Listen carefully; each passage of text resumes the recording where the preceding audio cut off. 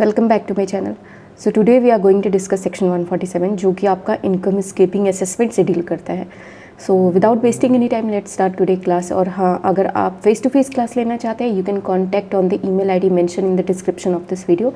So let's start today class. Section 147 जो होता है वो आपका इनकम स्केपिंग असेसमेंट से डील करता है।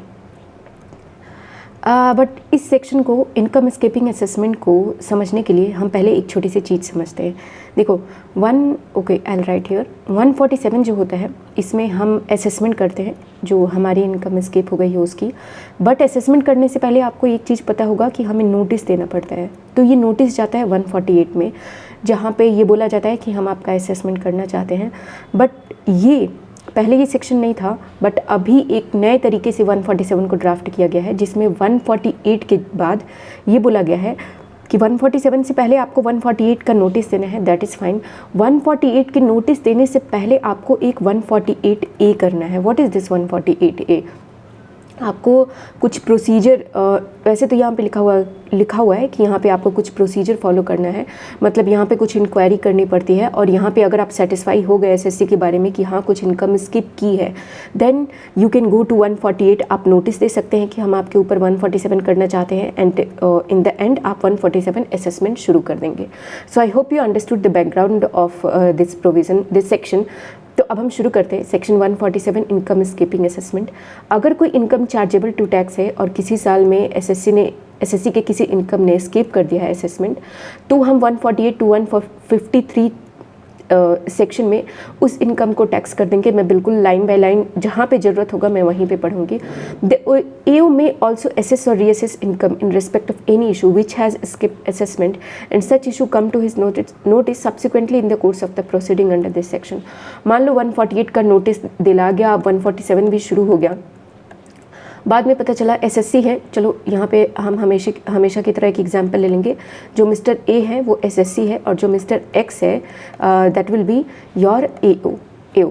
ठीक है, तो 147 मिस्टर ए का शुरू हो गया और कुछ आगे बढ़ने पे मिस्टर एक्स को, AO को ये पता चला कि यार इसकी तो एक और इनकम है, इसकी एक पुणे में एक और इनकम है, पुणे में इसकी एक रेंटल इनकम आती है जो कि स्किप कर गई है, इसने दिखाया नहीं है। और मैंने इस पर्टिकुलर इनकम के लिए ना ही 148 का प्रोसीजर फॉलो किया है, 148A का प्रोसीजर फॉलो नहीं किया है, ना ही कुछ नोटिस में मेंशन किया है। स्टिल जो है AO के पास ये राइट है कि AO जो है इस इनकम को, इस पुणे वाली इनकम को, दो उसने 148A का प्रोसीजर फॉलो नहीं किया है, स्टिल वो इस इनकम को असेस कर सकता है। In other word AO may assess any income in respect of any issue that has escaped assessment which comes to his notice subsequently, बाद में आया, in the course of the proceeding even if the step prescribed under section 148A were not followed in relation thereto। अगर इस relation में 148A follow नहीं हुआ है, still आप इस इनकम को असेस कर सकते हैं अंडर सेक्शन 147। ये कॉपी पेस्ट हो गया है, दो बार पेस्ट हो गया है, so we will leave this. Conducting inquiry providing opportunity before issue of notice, section 148A। जैसे मैंने आपको बोला कि अगर आप सेक्शन 147 करना चाहते हैं तो उसके लिए आपको सबसे पहले 148 का नोटिस देना पड़ेगा, और 148 का नोटिस देने से भी पहले आपको एक 148A फॉलो करना पड़ेगा, उसके प्रोसीजर, जहाँ पे आप इंक्वायरी कंडक्ट करेंगे या फिर और सारी चीज़ें, एक अपॉर्चुनिटी ऑफ बीइंग हर्ड देंगे कि बताइए हम आपके ऊपर 147 क्यों ना कर दें। सो इसके बारे में अब हम 148 के बारे में बात करते हैं। The AO has to follow the step given here under before issue any notice under section 148। 148 का नोटिस इशू करने से पहले 148A में जो भी प्रोसीजर दिए हुए हैं उसको आपको फॉलो करना है। पहला है आपका conduct any inquiry if required with prior approval of a specified authority with respect to the information which suggests that the income chargeable to tax has escaped assessment। मतलब जैसे मैंने आपको कहा, सिंपल सा एग्जांपल लेते हैं कि मिस्टर ए है एसएससी और मिस्टर ए एसएससी है, उनकी एक पुणे की इनकम है, उनका एक पुणे में एक रेंटल इनकम उनको आती है, काफ़ी हैवी रेंटल इनकम है, वहाँ पे बड़ी किसी कंपनी का ऑफिस है, तो आपको मानो वो 25-30 लाख रुपए की इनकम है for each month. I am saying let's take a big example. तो ये इनकम जो है स्किप कर गई है। अगर ये इनकम स्किप कर गई है तो इसके लिए सबसे पहले तो AO को इंक्वायरी कंडक्ट करना पड़ेगा, उसको प्रायर अप्रूवल लेना पड़ेगा स्पेसिफाइड अथॉरिटी से, और जब उसको अप्रूवल मिल गया तो वो इनकम चार्जेबल टू टैक्स है जिसके असेसमेंट तो वो उस कंसर्न में, उस रिगार्ड में, उस पुणे वाली रेंटल इनकम के रिगार्ड में अपनी इंक्वायरी कंडक्ट कर सकता है एक बार उसे अप्रूवल मिल गया तो। Point B, providing an opportunity of being heard to the assessee with the approval of a specified authority by serving upon him a notice to show cause within such time as may be specified in the notice, being 7 days to 30 days from the date on which such notice is issued, or such time as may be extended by him on the basis of an application in this behalf, as to why a notice under section 148 should not be issued on the basis of information which suggests that income chargeable to tax has escaped assessment in his case for the relevant assessment year and result of inquiry conducted if any as per clause है। आपको clause A में यही बोला गया था ना कि आप इंक्वायरी कंडक्ट करेंगे पहले। You remember this point? Okay. Point B में आपको बोला जा रहा है, क्लॉज बी में आपको सिंपल एक चीज़ बोली जा रही है कि आपने अपने तरीके से इंक्वायरी कंडक्ट कर ली। अब आपको पता चल गया कि पुणे में एक रेंटल इनकम है जो कि स्केप कर गई है। अब आप एसएससी को भी तो बताएंगे कि बताइए हम आपके ऊपर 148 का नोटिस, हम आपके ऊपर इनकम स्केपिंग असेसमेंट 147 क्यों ना करें, और उसके लिए आप उसको अपॉर्चुनिटी ऑफ बीइंग हर्ड देंगे। और उसके लिए आप उसे एक, यहाँ पे बोला गया ना, by serving upon him a notice, ये 148 का नोटिस नहीं है, this is notice under section 148A, जहाँ पे हम उसे एक opportunity of being heard they रहे हैं कि जब से, मान लो आपको 1 जनवरी 23, सिंपल एग्जांपल, को नोटिस अगर हमने आपको सर्व किया तो हम उसको मिनिमम 7 डेज़ और मैक्सिमम 30 डेज़, या फिर अगर चाहे तो ये 30 डेज़ को बढ़ा भी सकते हैं, तो 30 डेज़ एओ अगर चाहे तो बढ़ा सकते हैं का टाइम देके हम ये पूछेंगे कि बताइए हम आपके ऊपर ये जो पुणे की इनकम हमने पकड़ी है इसके ऊपर हम 147 क्यों ना करें, क्यों ना हम आपके ऊपर 148 का नोटिस इशू करें। And so this was your point 7, chargeable to tax has escape assessment in his case for the relevant assessment year and the result of any inquiry conducted if any as per clause A. Consider the reply of the SSC. मान लो सबसे पहले आपने inquiry conduct की, inquiry conduct करने के बाद आपको ये फॉर्म बिलीव हो गया कि हाँ इनकम स्कीप की है, तो पॉइंट नंबर बी में आपने क्या किया, अब आप एसएससी के पास गए, आपने एसएससी को एक नोटिस दिया 148A का, जो कि notice is a kind of opportunity of being heard, जहाँ पे आप उससे ये पूछ रहे हैं कि बताइए हम आपके ऊपर 148 का नोटिस क्यों ना इशू करें। मुझे कोल्ड हो गया है, so please don't mind. And वहाँ पे हम ये पूछ रहे हैं कि हम आपके ऊपर 148 का नोटिस क्यों ना इशू करें। जब एसएससी को हमने नोटिस दे दिया 7 to 30 डेज़ के बीच उसके पास टाइम होता है, और EO can extend this 30 day time period, जहाँ पे हम उससे उसका आंसर मांगते हैं। जब हमें उसका रिप्लाई मिल गया तो हम उस रिप्लाई को कंसिडर करेंगे।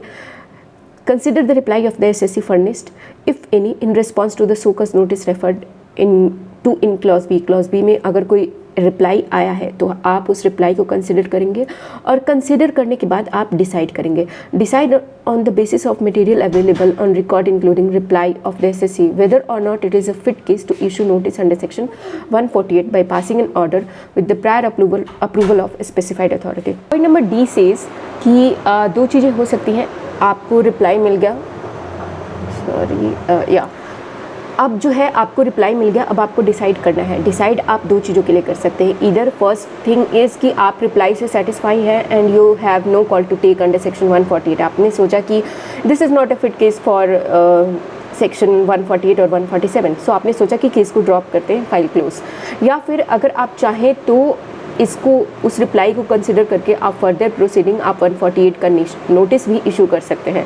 सो decide on the basis of material available on record including reply of the assessee whether or not it is a fit case. सबसे पहले आपको ये डिसाइड करना है कि ये फिट केस है या नहीं है, और अगर आपको लगा कि फिट केस है तो आप सेक्शन 148 का नोटिस इशू कर दीजिए bye passing an order with the prior approval of specified authority. और जब आप ये ऑर्डर पास कर रहे होंगे सेक्शन 148 का, तो आपको अप्रूवल लेना पड़ेगा स्पेसिफाइड अथॉरिटी से। यहाँ पे टाइम लिमिट दी हुई है, within 1 month from the end of the month in which the reply refer to in clause C is received. Simple सी चीज़ है, जब आपको रिप्लाई मिला उस महीने के आखिरी में आ जाइए और वहाँ से 1 महीने का टाइम लीजिए। मतलब मान लीजिए कि आपको अप्रैल में, एनी डेट आपको अप्रैल में रिप्लाई मिला तो 30 अप्रैल को आ जाइए, 23 को आ जाइए, और आप अब 1 महीने का टाइम लेंगे 31 मई 23। यहाँ तक आपके पास जो है आप 148 का नोटिस जो है इशू कर देंगे। Where no such reply is furnished within 1 month from the end of the month in which time or extended time allowed to furnish reply as per clause B expire. मान लीजिए आपके पास reply आ गया तो आपके पास option है कि आप decide कर सकते हैं whether this is a fit case for 148 और नॉट। बट अगर आपके पास रिप्लाई आया ही नहीं, उस केस में भी लॉ हमारा ये बोलता है कि फिर आप 1 महीने का टाइम लीजिए, जो भी आपको टाइम पीरियड 7 डेज़ का दिया था, 20 डेज़, 25 डेज़ या मैक्सिमम 30 डेज़ या फिर अगर उससे भी ज़्यादा दिया था तो आप वो टाइम पीरियड अपना लीजिए और वहाँ से 1 महीने तक का और टाइम पीरियड लीजिए और उस 1 महीने के टाइम पीरियड में लेकर के आप अपना ऑर्डर बना लीजिए और ऑर्डर बना करके 148 का नोटिस इशू कर दीजिए। I hope you understood this point. Non applicability of section 148A, कहाँ पे सेक्शन 148A नहीं लगेगा। The provision of this section shall not apply in case where a search is initiated under section 132 or books of account and other document or any asset are relinquished under section 132A in case of an SSC on or after 1/4/2021। देखो होता क्या है, मैंने कहा कि design कैसे किया गया है ये सेक्शन डिज़ाइन करने के लिए। यहाँ पे एक बेसिक चीज़ माइंड में रखी गई है। पहला माइंड में क्या रखा गया है कि सबसे पहले ऐसे बोगस आप नोटिस ना इशू करें।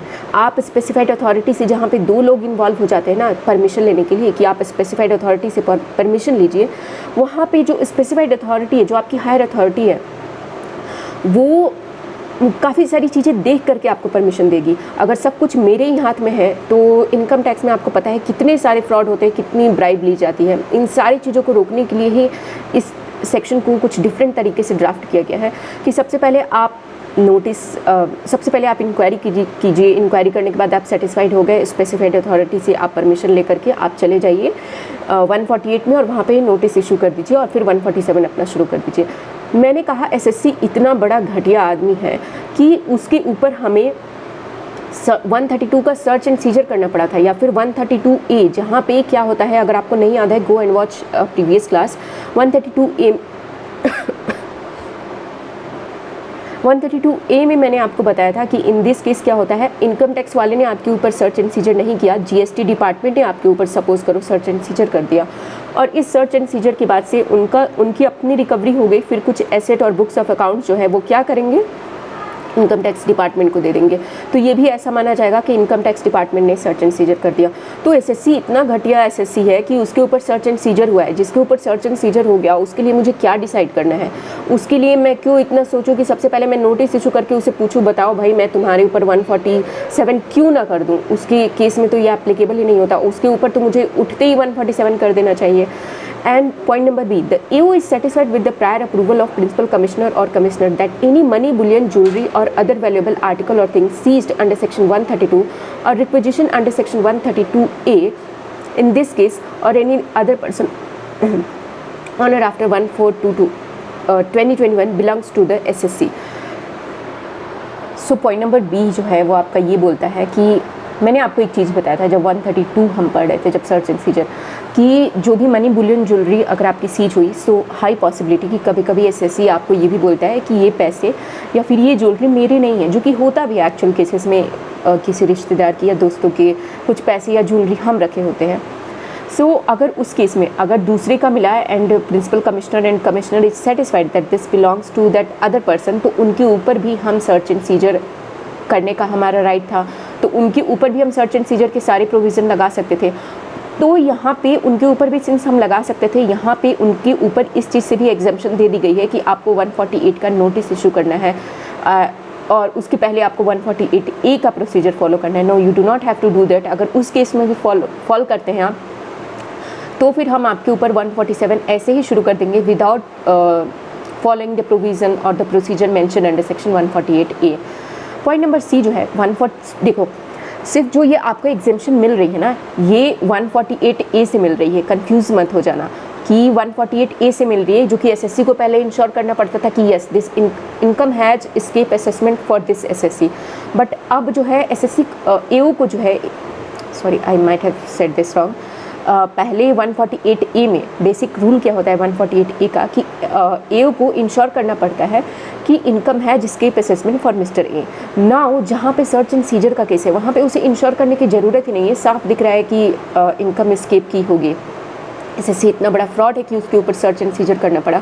सो you do not have to make insure that some amount है एस्केप असेसमेंट। आप डायरेक्टली 148 का नोटिस इशू कर सकते हैं और 147 कर सकते हैं। 148 का नोटिस इशू करना हर हाल में ज़रूरत है, आपको उससे स्किप नहीं किया गया है, आपको सिर्फ एग्जेम्पशन दी गई है, तो वो 148A के प्रोसीजर को फॉलो करने से एग्जेम्पशन दी गई है। Third point है, the AO is satisfied with the prior approval of principal commissioner or commissioner that any books of account documents seized in search under section 132 or requisition under section 132A in case of any other person on or after 1/4 pertain to any other information contained therein relate to the SSC। पहले वाले case में point number B में मैंने आपको बताया कि जो दूसरे एसएससी के यहाँ से जो मिस्टर ए के यहाँ से जो मनी बुलियन ज्वेलरी सीज हुई वो मिस्टर ए को पर्टेन नहीं करती, वो मिस्टर बी को पर्टेन करती है। तो मिस्टर बी पे भी अब हम जो है 147 कर सकते हैं without following provision of 148A। Now C point में बोला जा रहा है कि मनी बुलियन ज्वेलरी नहीं सीज हुई है, बुक्स ऑफ अकाउंट अगर कोई सीज हुआ है तो सेम केस अगर मिस्टर ए के यहाँ पे सर्च एंड सीजर हुआ और वहाँ पे बुक्स ऑफ अकाउंट अगर मिस्टर बी के मिले हैं तो हम क्या कर सकते हैं, मिस्टर बी पे भी 147 कर सकते हैं without following provision under section 148A। I hope you understood this point. In other words, case A, B, C mentioned above, the AO need not conduct inquiry or provide an opportunity of being heard as required under section 148A before issuing notice under section 148। I hope you understood this। अब हमारे पास आता है, पहले आपने 148 का procedure follow कर लिया, अब आपको नोटिस इशू करना है 148 का, issue of notice where income has escaped assessment under section 148। Before making any assessment, reassessment or recomputation under section 147, the AO has to serve on the SSC a notice requiring him to furnish within such period as may be specified in such notice a return of his income or the income of any other person in respect of which he is assessable under this act during the previous year corresponding to the relevant assessment year in the prescribed form and verified in the prescribed manner and setting forth such other particular as may be prescribed। The provision of this act shall so far as may be apply accordingly as if such return were a return required to be furnished under section 139। दो बातें, सिर्फ दो बात important बोली गई है आपको यहाँ पे। दो बात में पहली बात ये बोली गई है कि जब हम 148 का नोटिस इशू करेंगे ना, वहाँ पे हम ये बोलेंगे कि आप रिटर्न ऑफ इनकम, सपोज करो मुझे लगा कि ये दिस इज़ 22-23 है जस्ट पास, तो मैंने कहा ये 21-22 का कुछ इनकम आपका स्केप हुआ है असेसमेंट से, तो मैं आपको बोलूँगी अगर मैं एओ हूँ, मिस्टर एक्स जो है वो हमारे एग्जांपल में हमेशा एओ बनते हैं, तो मिस्टर एक्स जो है वो 21-22 के इनकम स्कीपिंग असेसमेंट से डील कर रहे हैं, तो मिस्टर एक्स जो है अब मिस्टर ए को 148 का नोटिस इशू करेंगे और बोलेंगे कि आप 21-22 का फिर से रिटर्न फाइल करो। आप समझ रहे हैं, अगर आपने रिटर्न फाइल भी कर दिया है डजेंट मैटर, आपको 21-22 का फिर से रिटर्न फाइल करना है। या फिर अगर मिस्टर ए जो है वो डायरेक्ट एसएससी नहीं है, अगर आप किसी के रिप्रेजेंटेटिव है इंडिया में और मुझे उसके ऊपर अगर 147 का प्रोविज़न अप्लाई करना है तो मैं उसके लिए 148 इशू करूँगा। तो जब मैं रिटर्न फाइल करने को बोलूँगा ना, तो मैं रिप्रेजेंटेटिव को बोल सकता हूँ कि आप 21-22 का फिर से रिटर्न फाइल करो, और ये रिटर्न ऐसा माना जाएगा कि ये सेक्शन 139 में ही रिटर्न जैसे कि फाइल किया गया। The AO has to conduct inquiry, provide opportunity of being heard to the SSC and consider the reply of the SSC as per the procedure laid down under section 148A to decide whether or not it's a fit case for issue of notice under section 148. If it is a fit case for issue of notice under section 148, then the copy of the order deciding so under section 148A should accompany the notice under section 148. However, this does not apply in case search initiated under section 132 or books of account requisition under section 132A. Suppose कि मैं जो है मैंने आपको कहा कि अब आप अब मैं एओ हूँ, मैंने 148 का नोटिस इशू किया, बट 148 के नोटिस इशू करने से पहले 148A का प्रोसीजर मैंने अप्लाई किया था। प्रोसीजर अप्लाई करने के बाद से मुझे ये बिलीव हो गया था कि यहाँ पे कुछ इनकम जो है एस्केप की है असेसमेंट से। अब इस 148A का प्रोसीजर अप्लाई करने के बाद से जैसे ही मुझे बिलीव हुआ, एसएससी ने अपने रिस्पांस फाइल किया था, रिस्पांस फाइल करने के बाद से भी मैंने डिसाइड किया फोर्थ पॉइंट में, 148A के फोर्थ पॉइंट में, कि हाँ ये इनकम एस्केपिंग असेसमेंट का एक फिट केस है। तो जब मैं 148 का नोटिस इशू करूँगा ना, तो वहाँ पे मैं ये बोलूँगा कि due to this is a fit case under section 148, और इसलिए मैं आपके ऊपर 147 का असेसमेंट करूँगा। जब मैं 148 का नोटिस इशू कर रहा हूँ तो मुझे इसमें मेंशन करना पड़ेगा कि under section 148A the procedure I have followed and I have yes accepted that this is a fit case under section 148। Notice can be issued only when the information with the AO which suggests that the income chargeable to tax has escaped assessment in the case of the SSC for the relevant assessment year.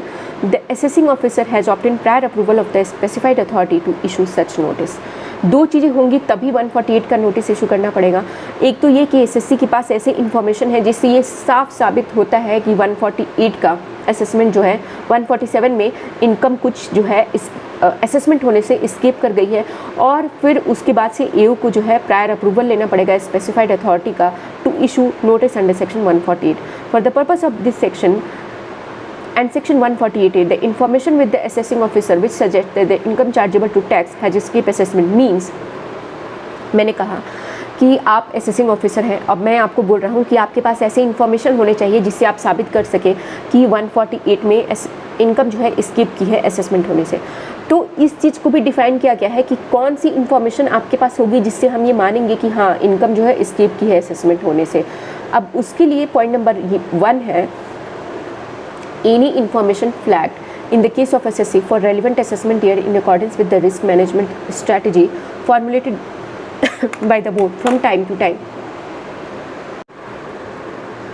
Moving onwards, हम ये discuss कर रहे हैं कि किस case में हम ये मानते हैं कि असेसिंग ऑफिसर के पास जो है इंफॉर्मेशन है विच कैन कंक्लूड टू कि आपके पास इनकम जो है एसएससी की इनकम जो है स्केप कर गई है असेसमेंट होने से।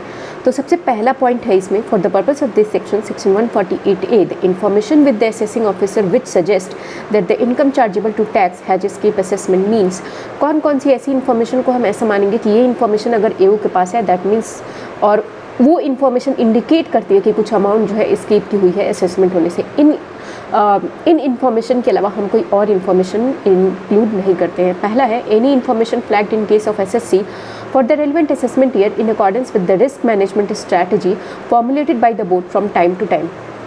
कहना क्या चाहते हैं ये कि रिस्क मैनेजमेंट स्ट्रैटेजी जो है सीबीडीटी ने जो रिस्क मैनेजमेंट स्ट्रैटेजी बनाई है, अगर इसमें से इस रिस्क मैनेजमेंट स्ट्रैटेजी में से कुछ ऐसी इन्फॉर्मेशन निकल के आती है जहाँ पे बोला जाता है कि ये इनकम जो है स्किप की है असेसमेंट होने से। अभी आपको समझ में नहीं आ रहा होगा, थोड़ा सा और आपको डिटेल में बताती हूँ। सपोज़ करो सेक्शन 133 होता है जहाँ पे पावर होता है कि आप जाके इन्फॉर्मेशन कलेक्ट कर सकते हैं, एसएससी के यहाँ जाके आप इन्फॉर्मेशन कलेक्ट कर सकते हैं। ऐसी कोई इन्फॉर्मेशन जो है कलेक्ट की बोर्ड ने कलेक्ट किया, जो हमारे पास यूनिट होती है उस यूनिट ने इन्फॉर्मेशन ऐसा कलेक्ट किया, उस इन्फॉर्मेशन को फर्दर प्रोसेस किया गया। उस प्रोसेस करने के बाद से हमें ऐसा लगा कि इस एसएससी की ये 13 लाख की इनकम जो है वो स्केप की है असेसमेंट होने से। तो वो यूनिट जो है हमारे असेसिंग ऑफिसर को वो इन्फॉर्मेशन फॉरवर्ड कर देगी। अब सिंस वो इन्फॉर्मेशन एओ के पास आ गया तो ऐसा मानेंगे कि ये इनकम जो है स्केप की है असेसमेंट होने से, और इस बेसिस पे एओ जो है 148 का नोटिस इशू करके 147 का असेसमेंट कर सकता है। दूसरा है any final objection raised by the CAG of India to the effect that the assessment in case of an assessee for the relevant assessment year has not been made in accordance with the provision of this act. मतलब ये जितने भी आपके पास 143, 147 होते हैं, पहले तो ये आपका एओ एओ और फिर अपील में जाता है, अपील ट्रिब्यूनल के पास जाता है, बट इन सारे असेसमेंट का एक फाइनल ऑडिट होता है बाय सीएजी। गवर्नमेंट का जो भी एक्शन होता है, जहाँ पे भी पैसे खर्च करने होते हैं, उन सारी चीज़ों का ऑडिट होता है, गवर्नमेंट की उन सारी चीज़ों का ऑडिट होता है सीएजी के द्वारा। CAG means controller and auditor general of India. और सीएजी ने उस ऑडिट के बाद से अगर कुछ ऐसी बात बताई, कुछ एक ऐसा इन्फॉर्मेशन निकाला या कुछ ऐसा कंक्लूजन निकाला जिसमें वो ये कह रहे हैं कि ये जो असेसमेंट हुआ है ये असेसमेंट सही तरीके से नहीं हुआ है, इस असेसमेंट में ये 50 लाख की इनकम जो है स्केप की है असेसमेंट होने से, तो इस इन्फॉर्मेशन को भी एओ जो है बेस बना सकता है कि ये इनकम स्कीपिंग असेसमेंट का केस है, और अब हम 148 का नोटिस इशू करके 147 कर सकते हैं। ये तो हो गया एओ के पास बाहर से इन्फॉर्मेशन आ रही है। यहाँ पे लिखा हुआ है cases where AO shall be deem to have information. कुछ ऐसे केसेस होते हैं जहाँ पे हम ये मानते हैं कि खुद एओ के पास ही इन्फॉर्मेशन है, जिसमें पहला केस है search is initiated under section 132। अगर सर्च इनिशिएट किया गया है सेक्शन 132 में, या फिर रिक्विजिशन हुआ है 132A में, ये 132A वही है जहाँ पे हमने खुद रीड नहीं किया होता है, इनकम टैक्स डिपार्टमेंट ने नहीं किया होता है, जहाँ पे जीएसटी या फिर फेमा डिपार्टमेंट ने किया होता है, और वो अपनी रिकवरी करने के बाद से बुक्स ऑफ अकाउंट और जो भी एसेट बचे होते हैं वो इनकम टैक्स डिपार्टमेंट को हैंड ओवर कर देते हैं। और ऐसा माना जाता है कि अब इनकम टैक्स डिपार्टमेंट ने भी रेड कर दिया और सारे 132 के प्रोविज़न लग जाएंगे। सो इस दोनों केसेस में हम ऐसा मानेंगे कि नाउ एओ हैज़ इंफॉर्मेशन, और वो इस इंफॉर्मेशन के बेसिस पे सेक्शन 147 कर सकता है bye issuing notice under section 148। यहाँ इस दो केस में मैंने आपको ये भी बताया कि ये केस एक ऐसा केस है जहाँ पे 148A का प्रोविज़न भी आपको कंप्लाई करने की ज़रूरत नहीं है, आप डायरेक्ट कर सकते हैं। दूसरा पॉइंट है सर्वे इज कंडक्टेड अंडर सेक्शन 133, या फिर अगर सर्वे कंडक्ट हुआ है, TDS TCS सर्वे भी होता है, आपको पता होगा, या फिर अगर नॉर्मल सर्वे भी हुआ है और उस सर्वे में अगर कोई ऐसी इन्फॉर्मेशन मिली है जिससे SSAO को लगता है कि ये इनकम की हुई है, इनकम जो है स्किप की है असेसमेंट होने से, तो ये भी एक वैलिड इन्फॉर्मेशन माना जाएगा और इसके बेसिस पे भी सेक्शन 147 का असेसमेंट हो सकता है। Third point, AO is satisfied with the prior approval of principal commissioner that money, bullion, jewellery or other valuable article or thing seized or requisition under section 132 or 132A in case of other person on or after 1421 belongs to the SSC। ये दो case वही case है जो मैंने आपको ऊपर discuss किया, जहाँ पे सर्च एंड सीजर जो हो रहा था वो मिस्टर ए के यहाँ हो रहा था, बट मिस्टर ए ने ये कहा कि ये जो मनी, बुलियन और ज्वेलरी है ना, this do not belong to me, this belongs to mister B, और ये फाइनल हो गया कि ये मिस्टर बी को पर्टेन करता है। तो अब मिस्टर बी के ऊपर भी सर्च एंड सीजर हो सकता है, मिस्टर बी के ऊपर भी 147 भी हो सकता है। तो यहाँ पे वही केस कवर हो रहा है कि अब मिस्टर बी के ऊपर भी 147 हो सकता है, और इस बेसिस पे ऐसा माना जाएगा कि AO के पास इंफॉर्मेशन है नाउ टू कंक्लूड सेक्शन 147। और जैसे मैंने आपको यहाँ बताया मनी, बुलियन, ज्वेलरी के बारे में, सेम चीज़ यहाँ पे बुक्स ऑफ अकाउंट के रिस्पेक्ट में लिखी हुई है, so I am not going to repeat that again, और ये दो पॉइंट मैं आपको ऊपर भी बता चुकी हूँ। नेक्स्ट पॉइंट है हमारा time limit for notice under section 149। मैंने आपको कहा कि आपको 148 का नोटिस इशू करना पड़ता है 147 करने से पहले, बट 148 का नोटिस इशू करने का भी एक टाइम लिमिट है। पहला टाइम लिमिट है, provide that no notice under section 148 shall be issued for the relevant assessment year if 3 years has been elapsed from the end of the relevant assessment year. इसको part wise समझते हैं ताकि हमें अच्छे से समझ में आए। For the relevant assessment year, आप ईयर मान लीजिए 21-22, ये मैं मान रही हूँ फाइनेंशियल ईयर है, इसका रेलिवेंट असेसमेंट ईयर कौन सा हो जाएगा, 22-23।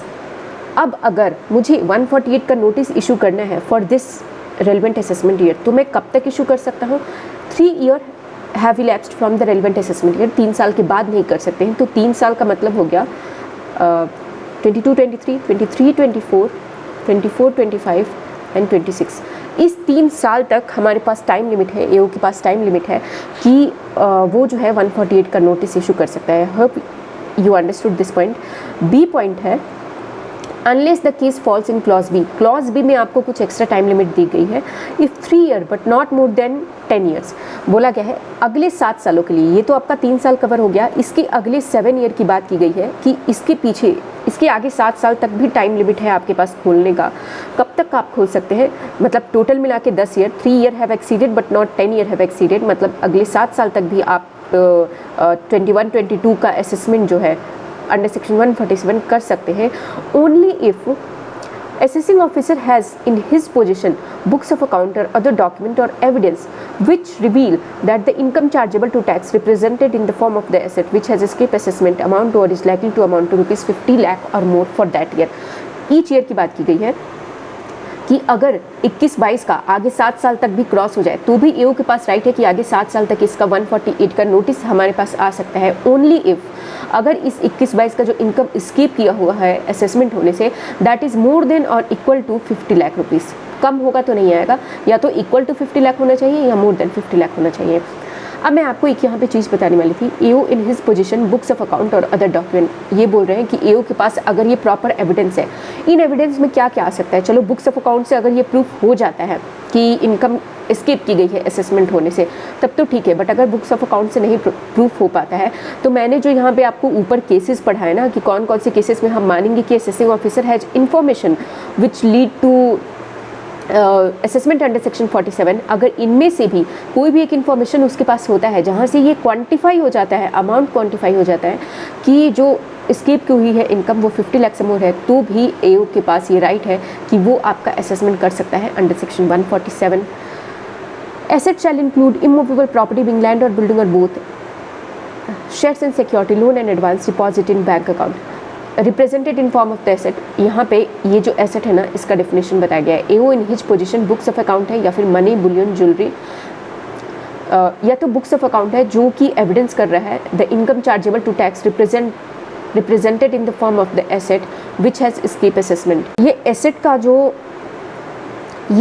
का जो आपको डिफिनेशन बताया गया ना, this simply definition leads to, यहाँ पे एसेट का मतलब क्या हुआ वही बताया गया है। सपोज करो मैं आपको एक इसको सिंपल से शब्दों में समझो, यहाँ पे ये बोला जा रहा है कि अगर एओ के पास बुक्स ऑफ अकाउंट है या कोई डॉक्यूमेंट है या एविडेंस है जो कि ये साबित करता है कि जो भी एसेट है एसएससी के पास जिससे इनकम डिस्क्लोज नहीं हुआ है और उन एसेट की वैल्यू जो है 50 लाख रुपए से ज़्यादा है। तो यहाँ पे मैंने कहा कि कुछ ऐसा एसेट है एसएससी के पास जिनको डिस्क्लोज नहीं किया गया है और उन एसेट की वैल्यू 50 लाख रुपए से ज़्यादा है। तो यहाँ पे उसी एसेट का डिफिनेशन दिया गया है कि इसमें इमूवेबल प्रॉपर्टी भी कवर होती है, लैंड और बिल्डिंग और बोथ, शर्ट्स एंड सिक्योरिटी भी कवर होते हैं, loans and advance, deposit in bank account, ये सारी चीज़ें कवर होती हैं। सेक्शन 147, 148 और 148A पढ़ने के बाद हमारे पास नेक्स्ट है सेक्शन 150 जो कि मैं आज पढ़ाने के मूड में नहीं हूँ। आई होप कि आपको आज तक की क्लास समझ में आ गई होगी, विच वॉज, मैं एक बार फिर से रिपीट कर देती हूँ। आपके पास पहला था 147 जहाँ पे हम असेसमेंट की बात करते हैं कि 147 में हमारा इनकम स्केपिंग असेसमेंट होता है। बट 147 करने के लिए हमें एक प्री रिक्विजिट होती है क्या, कि हमें नोटिस इशू करना पड़ता है 148 का। इस नोटिस को इशू करने के लिए हमें 148 के कुछ प्रोसीजर फॉलो करने पड़ते हैं जहाँ पे हमें इंक्वायरी करनी पड़ती है, अपॉर्चुनिटी ऑफ बिंग हर्ड देना पड़ता है। तो मतलब सबसे पहले आप 148A करेंगे, फिर 148 करेंगे और फिर 147 का असेसमेंट करेंगे। थोड़ा सा कंफ्यूजिंग लगेगा क्योंकि आप फर्स्ट टाइम पढ़ रहे हैं इसलिए आपको लगेगा कि ये क्या हो रहा है, बट इस चीज़ को अगर आपने माइंड में रख लिया तो फिर आपको आसान लगने लगेगा कि सबसे पहले एओ को ये कंफर्म करना होता है कि हाँ उसके पास, एओ खुद को इंश्योर करना पड़ता है उसे कि मैंने जो भी इंक्वायरी की है या अपॉर्चुनिटी ऑफ बिंग हर्ड दिया है कि हाँ ठीक है इनकम जो है एस्केप की है असेसमेंट होने से। और जब वो कंफर्म हो जाता है तो वो नोटिस इशू करता है और नोटिस इशू करने के बाद से वो असेसमेंट शुरू कर देता है। That's it about your 147 income escaping assessment. मैं आपको मिलूंगी अब अपने अगली वीडियो में। Till then you keep studying and keep smiling and yes take care, bye bye.